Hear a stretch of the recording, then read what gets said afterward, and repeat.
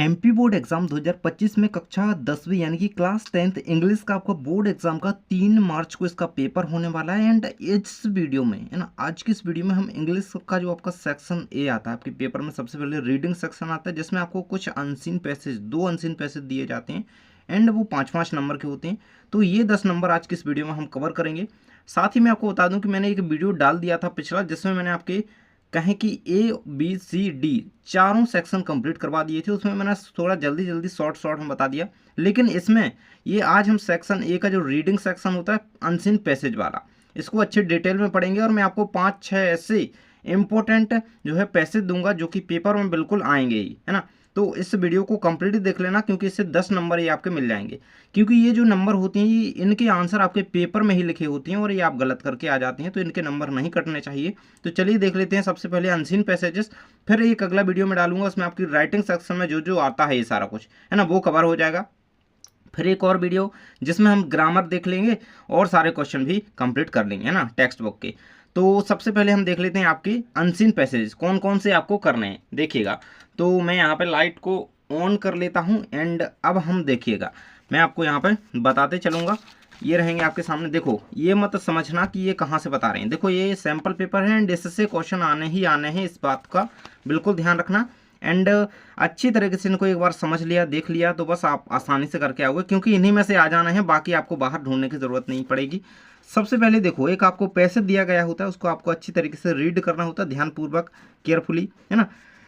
तो इसे पढ़िएगा। Long ago in Mongolia there lived an emperor who feared growing old. तो इसे अच्छी तरीके से पूरा रीड कीजिए। फिर इसमें 5 क्वेश्चन आपके पूछे जाते हैं, 5, देखो एक यहाँ पे दिया गया है, बाकी 4 ये यहाँ पे दिए गए हैं, आंसर भी सामने हैं, लेकिन देखो इसके आंसर इसी में आपको आसानी से मिल जाते हैं, है ना।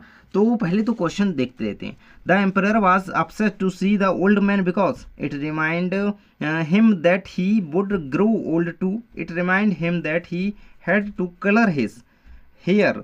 तो इसी में इसका आंसर आपको आसानी से मिल जाता है एंड इसको आपको ज़्यादा ढूंढने की ज़रूरत नहीं होती है, बस यहाँ पे आपको देखना होता है ना। इस टू वुड एज, है ना, एज की बात उसमें करी गई है। एंड यहाँ पे देख सकते हो upset eight being he saw an old man in the street, upset at being reminded that someday he too would age, he ordered all the old people to leave his land, है ना। अब देखो इसका answer आपका दिया गया है, it reminded him that, ठीक है, ये आपका रहेगा he would grow old too, ठीक है, देख सकते हो यहाँ पे ये रहेगा। ओल्ड मैन की बात करी गई मैनली, तो है ना, ओल्ड टू, यही आपका आंसर यहाँ पे हो जाता है। तो इसमें कीवर्ड थोड़े ढूंढने होते हैं, बस आप आसानी से उसके बारे में लिख सकते हो। ओल्ड पीपल देख ही सकते हो यहाँ पे, वुड एज, है ना, तो ये बात ही करी गई है। एंड नेक्स्ट क्वेश्चन आपका आ जाता है, the people saw the golden picture, तो ये in a pit nearby, inside the place, in a lake near by, in a river nearby, तो in a lake nearby. तो देखो इसका आंसर आपको इसी में आसानी से मिल जाएगा। एंड देखो थोड़ा ढूंढना होता है जल्दी जल्दी में आंसर, यहाँ पे देखो ये रहेगा इन अ लेक नियर बाई, देखो इसी में आंसर लिखे होते हैं, बस आपको अच्छी तरीके से एक बार पढ़ना होता है। एंड ये आपके नंबर ऐसे होते हैं जो कि आपको कोई नहीं लेके जा रहा। अगला question, the emperor's orders were that all दी, तो old man should live in his land, young man should stay in his land, old man should leave his land, children should leave his land. तो इसका answer आपका क्या होगा, देखिएगा, हमने इसके बारे में अभी पढ़ा भी था थोड़ा सा। Lived in old man in the street upset all the place violent, इसका आंसर हमने अभी देखा था यार, है ना, ये गोल्डन पिक्चर, ये तो हम कंप्लीट कर चुके हैं ऊपर। इसके बारे में हमने near by in grip of no butter matter water water plainly, इसका आंसर आपका रहेगा old man should leave his land. तो यहाँ पे इसी में इसकी बात तो करी गई है, लेकिन सीधा आंसर यहाँ पे देखो ये रहेगा ना, people to leave his land, देखो है ना, ये रहा ना आपका आंसर, तो यही इसका आंसर है, देखो है ना। कई बार ये क्या है मिलता नहीं है, लेकिन आपको उसमें ढूंढना है, उसी के अकॉर्डिंग लिखना होता है ना। तो leave his land, old man की बात करी गई, तो देखो ये रहेगा आपका 1 नंबर का ऑप्शन, ठीक है। अगला क्वेश्चन है, what did the people who went to bring the picture get, a handful of air, the pictures handle, a handful of water, nothing और एट ऑल। तो इसका आंसर आपका क्या रहेगा, people who went to bring the picture get. तो इसका answer हम यहाँ पे picture we found and what back to him, him went to search of the sea like matter. देखिएगा इसका आसानी से आपको हैंडफुल ऑफ वाटर, देखो ये रहा आंसर, ये रहा ना आंसर, हैंडफुल ऑफ वाटर, यही आपका आंसर यहाँ पे दिया गया। देखो हमने यहाँ पे आंसर लिखे हैं लेकिन हमें इसमें सर्च करना है, ठीक है, वहाँ पे आपको आंसर नहीं मिलेंगे, इसलिए मैं आपको यहाँ पे ढूंढ ढूंढ करके बता रहा हूँ, ठीक है। अगला है the emperor feared getting weak, getting ill, getting young, getting old. तो गेटिंग ओल्ड, अब ओल्ड मैन की बात करिए, गेटिंग ओल्ड आसानी से आप लिखोगे एम्परर फियर्ड, तो ये आपके आंसर। देखो इस तरीके से कुछ इसके आंसर ढूंढने होते हैं। एंड सेकंड मैं आपको बताना चाहूंगा, सेकंड आपको जो पैसेज कर लेना है ये वाला रहेगा, you must have heard the name of red cross, है ना, रेड क्रॉस सोसाइटी, इसका आप रेड क्रॉस का एक संगठन एक तरीके से कह सकते हैं, इसके बारे में आपने पढ़ा भी होगा, सुना भी होगा, है ना। और इस तरीके से ये दिया गया, इसके बारे में कुछ क्वेश्चन आ सकते हैं। Red cross society is an national organization, local organization, क्या है भाई ये, है ना, तो ये एक इंटरनेशनल है ना, इंटरनेशनल सोसाइटी है, ऑर्गेनाइजेशन है एक तरीके से। नेक्स्ट है who founded the red cross society. देखो यहीं पे हमें इंटरनेशनल सोसाइटी ऑर्गेनाइजेशंस का पहले का आंसर पता हो रहा था, है ना। एंड नेक्स्ट बात इसमें पूछी गई है आपकी डोनट फाउंडेड, है ना, हेनरी दुनंत, है ना, सर हेनरी दुनंत फाउंडेड, तो ये आंसर आपका हो जाएगा थर्ड नंबर का ऑप्शन, है ना। Ended red cross society found, ये भैया आंसर यहाँ पे 1863, यही आंसर आपका रहेगा, ठीक है, ये नंबर। अगला question, when did Indian red cross society form, तो 1920, यही आंसर है भाई, 1920, ठीक है ना। देखो इंडियन रेड क्रॉस सोसाइटी, इसी में आंसर मतलब होते हैं आपको, बस ये रहे सबके आंसर, एक काउंसलर इसका आंसर आएगा, तो इस तरीके से आप इन्हें कर लीजिएगा।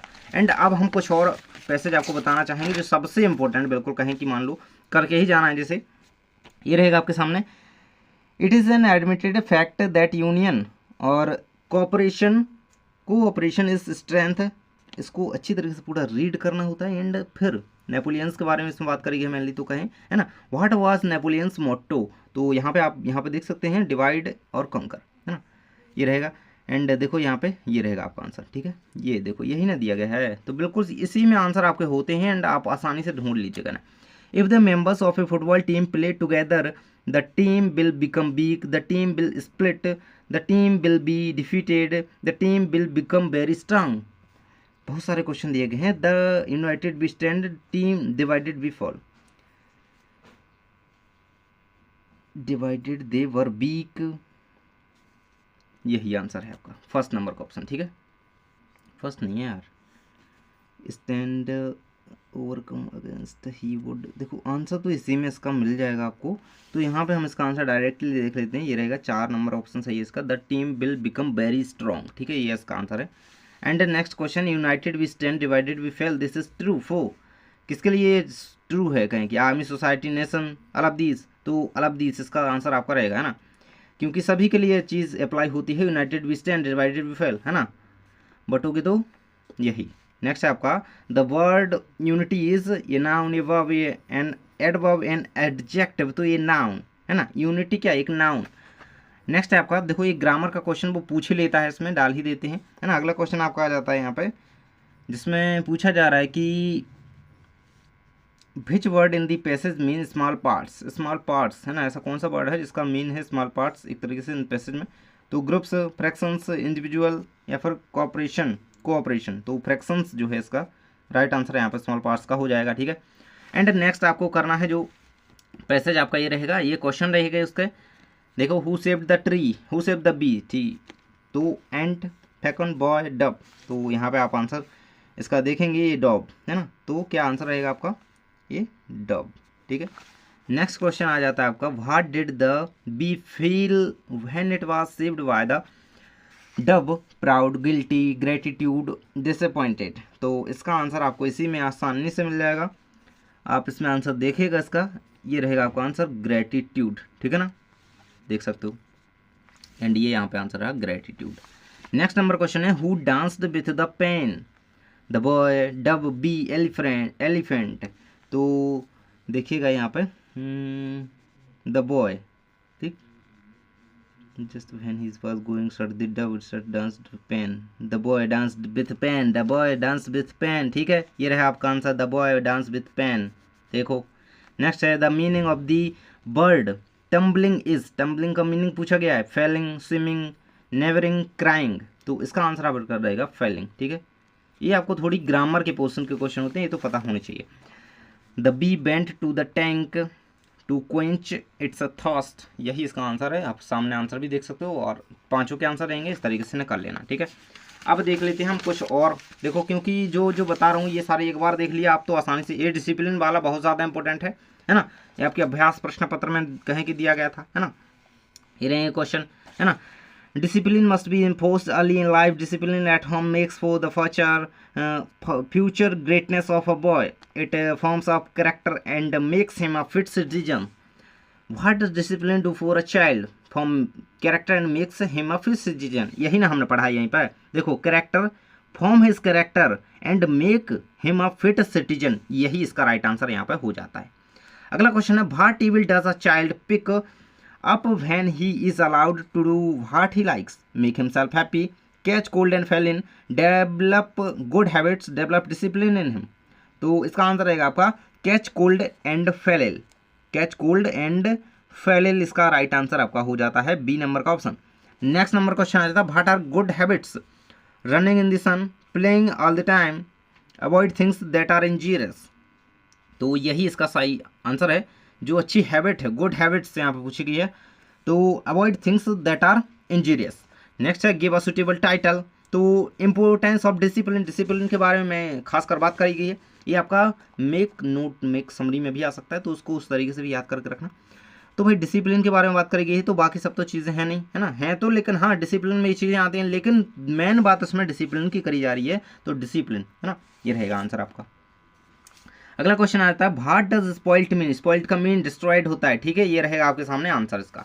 नेक्स्ट आपको ये वाला कर लेना है, इसके क्वेश्चन दिए गए हैं कुछ इस तरीके से, एंड ये रहेंगे क्वेश्चन, एंड ये रहेंगे आपके इसके चारों के पांचों के आंसर। ठीक है, ये कर लेना। एंड हम एक और नेक्स्ट देख लेते हैं, एक नेक्स्ट सेट में और दिया गया है इंपॉर्टेंट वाला, तो उसको भी हम कंप्लीट कर ही लेते हैं, क्यों रह जाए।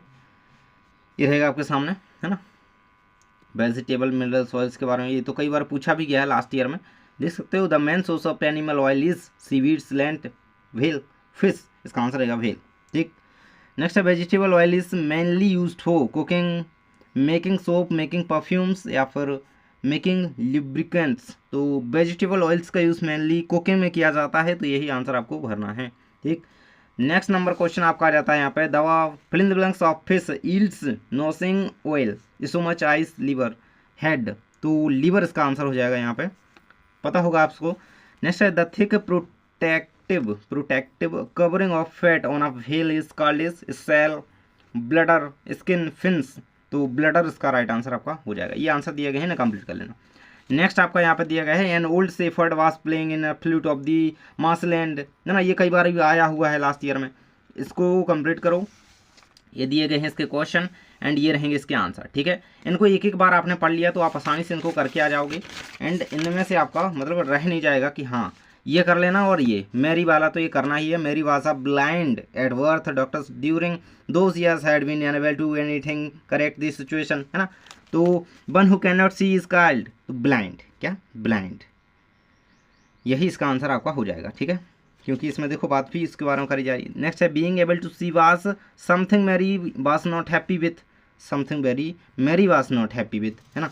नेक्स्ट रहेगा हमारा, according to the passage Mary's inability to see was in a handicap caused by doctors present from of her birth, यही आपका आंसर है। बाकी आंसर आपके सामने है, एंड इसको भी कर लेना। Garbage is a great environmental hazard, it comes from various sources of used papers. तो ये रहेंगे इसके क्वेश्चन, एंड ये आंसर आपके सामने दिए गए हैं, तो इसको कंप्लीट कर लेना। देन अपन इतने करके जाओ, एंड इनको देखो मैंने जैसा बताया समझाया है वैसे आपको फाइंड करना है आंसर।